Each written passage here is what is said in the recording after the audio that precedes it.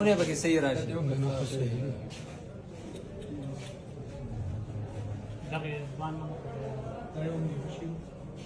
انا اقول لك بكتك سير ما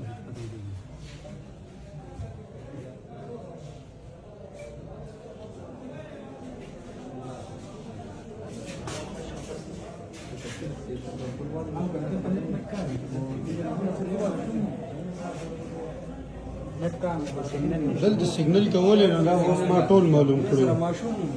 ماشوم نشته ما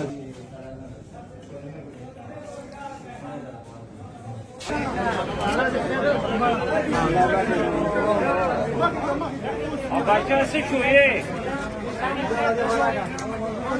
اوس پنځه صابر شاه بچه څه شو صابر